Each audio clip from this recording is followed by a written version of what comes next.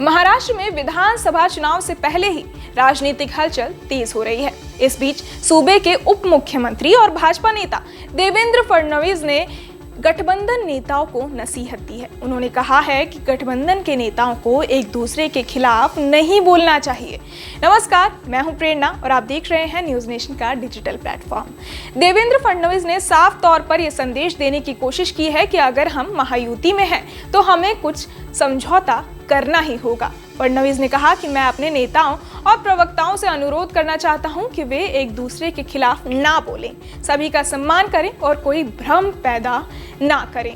उन्होंने आगे कहा कि अगर आपको कोई दिक्कत है तो हम युति में हैं, एकनाथ शिंदे, अजीत पवार और मुझसे बात करें। हमें महायुति में कुछ समझौता करना होगा। विपक्ष आपस में समझौता करने को तैयार है, इसलिए हमें भी साथ चलना होगा। अगर आपको कुछ पसंद नहीं है तो उसे मुद्दा ना बनाएं।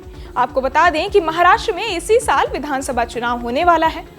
लोकसभा चुनाव के बाद राज्य की सभी पार्टियां विधानसभा चुनाव पर जोर लगा रही हैं। दरअसल आगे आने वाले महाराष्ट्र विधानसभा चुनाव में सीटों पर दावेदारी को लेकर महायुति के सहयोगियों के बीच खींचतान चल रही है। कुछ दिन पहले एनसीपी की राज्य इकाई के अध्यक्ष सुनील तटकरे ने कहा था कि भाजपा, शिवसेना और एनसीपी एकनाथ शिंदे, देवेंद्र फडणवीस और अजीत पवार के नेतृत्व में चुनाव लड़ेंगे। उन्होंने और भी बहुत कुछ कहा, जैसे हाल ही में हुए लोकसभा चुनावों के बाद महाविकास अघाड़ी का कहना है कि उन्हें भारी जीत मिली है।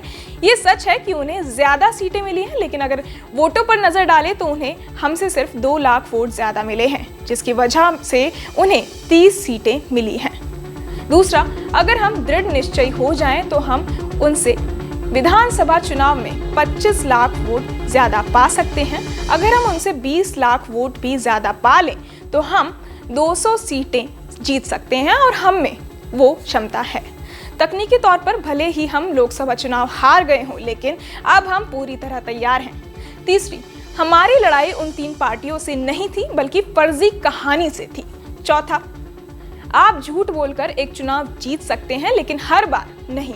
पांचवा, अगर हम अपनी योजनाएं लोगों तक ले जाएंगे तो हमें कोई नहीं हरा सकता। छठा, विपक्ष लड़की बहन योजना का विरोध कर रहा है, लेकिन अगर आप जगह जगह जाएंगे तो उनके लोग फॉर्म लेकर खड़े मिलेंगे। बहरहाल, इस पूरी खबर को सुनकर आप क्या कुछ सोचते हैं या आपके मन में क्या सवाल है, हमें कमेंट बॉक्स में जरूर बताएं। और बाकी तमाम खबरों के लिए सब्सक्राइब करें न्यूज नेशन।